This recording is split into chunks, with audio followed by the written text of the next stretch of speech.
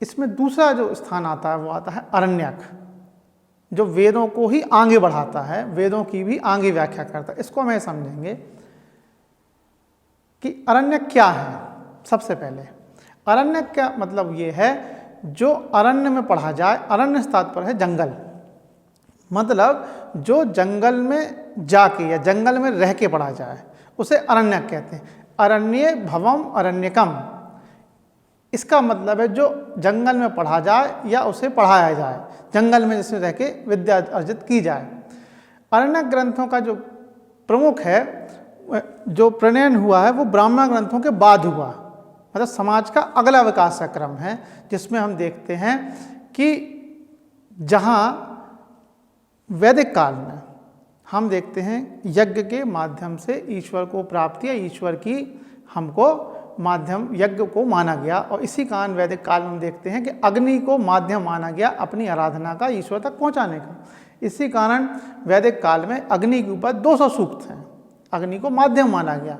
और इस पूरी जटिल व्यवस्था के बीच जब समाज के उस समय के ऋषि मुनियों को ऐसा लगा कि जो वेद हैं वो एक धर्म में जो कर्मकांड की जो जटिलता है वो ज़्यादा इसमें आई है, इसी को आगे बढ़ाने के लिए जब अरण्यक लिखे गए तो ऐसे लोग जो समाज में रह के ना वनस्पत, जो वानप्रस्थी हैं, सन्यासी हैं, और जिनको लगा कि यज्ञ की व्यवस्था से अलग आके भी ईश्वर को हम प्राप्त कैसे कर सकते हैं, उस विद्या को जानना, उसका अध्ययन करना, उसको लिखना, ये सारी चीज़ें अरण्यक में आई हैं।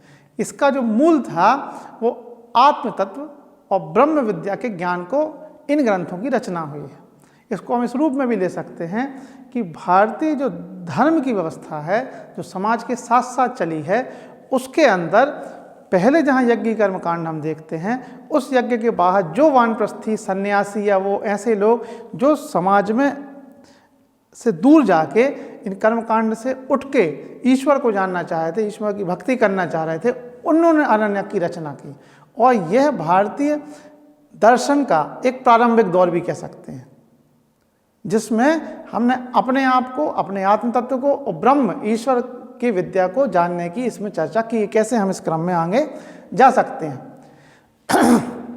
अरण्यक को ऐसा कहा था वन में पढ़ा जाता है। वन में पढ़ा जाने से मतलब ये नहीं था कि कोई व्यक्ति समाज में नहीं पढ़ सकता, मतलब इनकी रचना वन में हुई, एक शांत वातावरण में इसके ऋषि मुनि द्वारा हुई। इनकी संख्या 7 है। इसी क्रम में जो अगला आता है वो आता है उपनिषद। ये अरण्यक के बाद का समाज को, उसके विकास को प्रतिनिधित्व करता है। उपनिषद शब्द का शाब्दिक अर्थ है समीप बैठना, और वह समीप क्यों बैठना? अपने गुरु के माध्यम से, गुरु के द्वारा ब्रह्म विद्या को प्राप्त करने के लिए।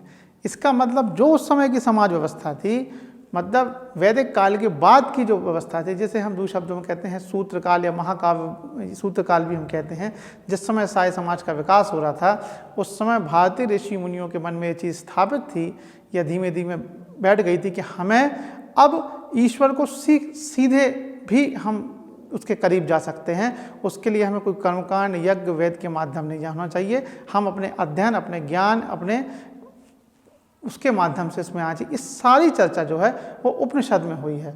उपनिषद जो है वो भारतीय दर्शन, या अगर अतिशयोक्ति तो विश्व के दर्शन का स्रोत माना गया है। और उपनिषदी जो ज्ञान है वो सर्वश्रेष्ठ शिक्षा माना गया है, जिसमें हम ये देखते हैं आत्मविद्या का प्रतिपादन, जिसके अंतर्गत ब्रह्म, आत्मा और आत्मा के स्वरूप और उसकी प्राप्ति के साधन की आवश्यकता की समीक्षा की गई है।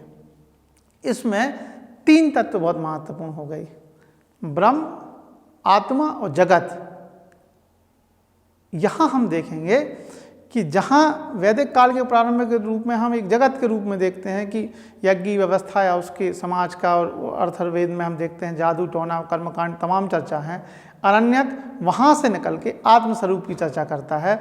वो उपनिषदी काल में आते आते हम देखते हैं कि हमारे ऋषि मुनि ये मान के चलते हैं कि हम इस तत्व की खोज करना है कि वास्तव में ब्रह्म क्या है, आत्मा क्या है और आत्मा का स्वरूप क्या है, और ब्रह्म को हम किस रूप में, इसके बिना भी अपने कैसे पा सकते हैं, और इसी कारण उन्होंने ज्ञान को महत्व दी है। और उपनिषदीय ज्ञान को भारतीय ज्ञान का सबसे श्रेष्ठतम स्तर माना जाता है और भारतीय दर्शन का सबसे उच्चतम स्तर माना जाता है, जिसमें हमें ऐसे कई उपनिषद मिले हैं जो इस संबंध में विस्तृत इसकी व्याख्या करते हैं, जिसमें इसकी पराविद्या या आत्मविद्या कहा गया है। जैसे मुख्य उपनिषद जो हैं उसमें हम देखते हैं ईश, केन, कंठ, प्रश्न, मुंडक, ऐतरेय, तैतरेय, छांदोग, बृहदारण्यक, मैत्रवी और कौशितकी। बहुत सारे उपनिषदों में ये लगभग 18 उपनिषद ऐसे हैं जो बहुत महत्वपूर्ण माने जाते हैं। यह उपनिषद सिर्फ ज्ञान के लिए नहीं, इन उपनिषदों में जिस समय कालखंड की चर्चा हुई है, जिस कई कहानियों की चर्चा हुई है, कई उसके माध्यम से इस ज्ञान को प्रदत्त किया गया है, तो उस समाज की व्यवस्था को भी हम समझ सकते हैं। आत्मतत्व, ईश्वर तत्व के अलावा उस कालखंड की सामाजिक व्यवस्था, उस किसके संबंध में कहानी की गई है, उससे भी हम बहुत सारा ज्ञान इससे अर्जित कर सकते हैं। चूँकि उपनिषद को वैदिक साहित्य के भाग में अंतिम भाग माना गया है, इसे वेदांग भी कहा जाता है।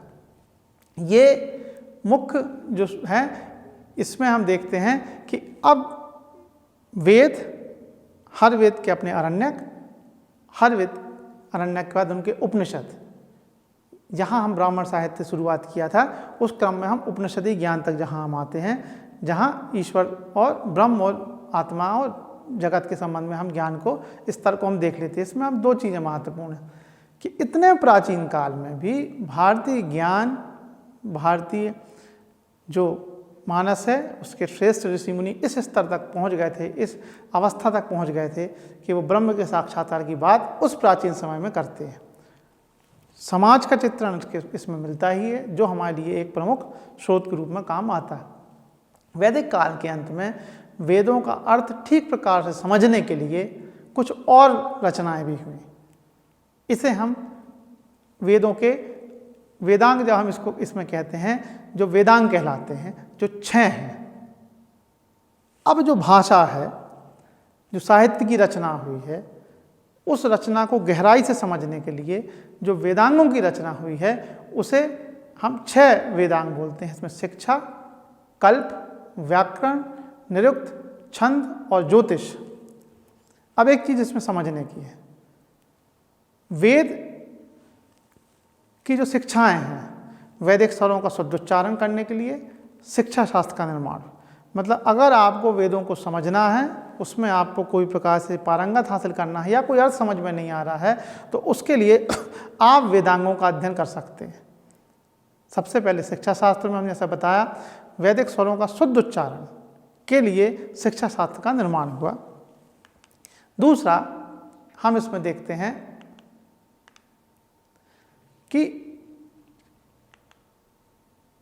व्याकरण, जो वैदिक ग्रंथों की रचना हुई है, उसका जो व्याकरण है उसको हम कैसे समझें, उसके लिए व्याकरण की चर्चा हुई है।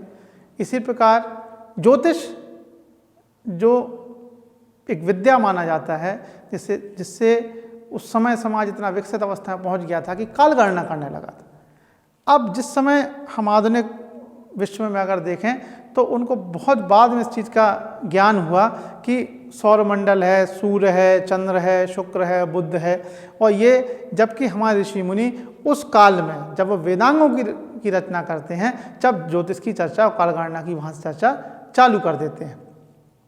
ये जो वेदांग हैं, इस प्रकार से हम देखते हैं कि वेदों के ग्रंथों को और अंदर तक समझने के लिए ये अलग अलग प्रकार से इनकी रचना हुई है।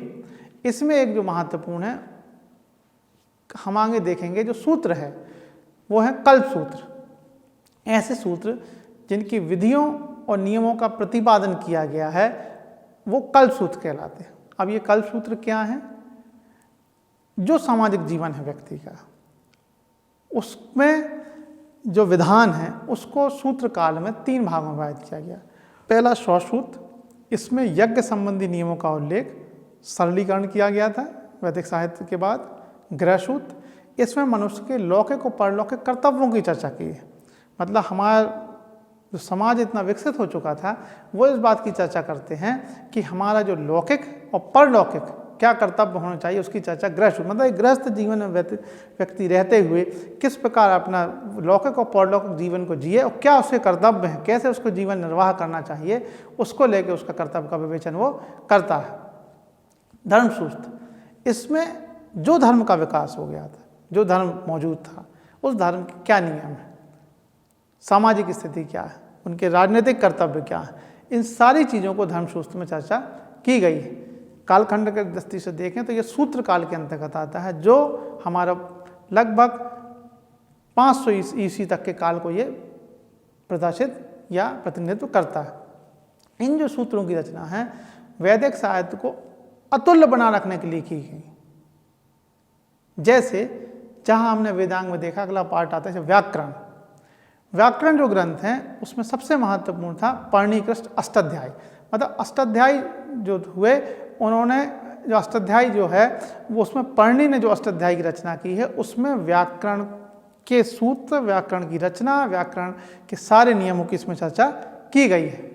इसके निरुक्त की जो है वो याचन निरुक्ति की रचना 5वीं शताब्दी ईसा पूर्व के आसपास की गई है, जिसमें वैदिक शब्दों की व्युत्पत्ति, शब्दों का विकास, कैसे शब्द की रचना हुई, व्युत्पत्ति कैसे हुई, उसका विकास कैसा हुई, भाषा विज्ञान को ये प्रदर्शित करता है।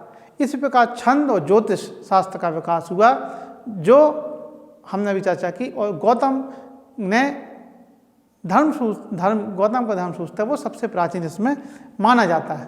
तो अगर इसके हम एक बार समझने की प्रयास करें वेदांगों को दोबारा, तो वेदांगों के 6 भाग हो गए, जिसमें शिक्षा, वैदिक स्वरों का शुद्ध उच्चारण कैसे किया जाए, सूत्र, कल्प सूत्र जो कल्प है, कल्प सूत्र को भी ऋषियों में 3 भागों में बांट दिया, जिसको हमने विस्तार से चर्चा करी।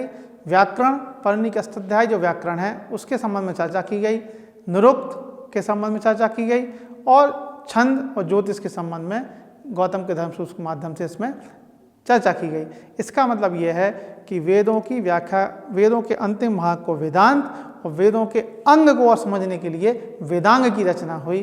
और इस प्रकार हम देखते हैं कि वैदिक जो साहित्य है उसका एक महत्वपूर्ण भाग, जिसके माध्यम उस समय के समाज, उस समय के धर्म, उस समय के दर्शन को हम समझने की कोशिश कर सकते हैं, और जो समाज की घटनाओं को भी प्रदर्शित या उसका प्रतिबिंब प्रस्तुत करता है।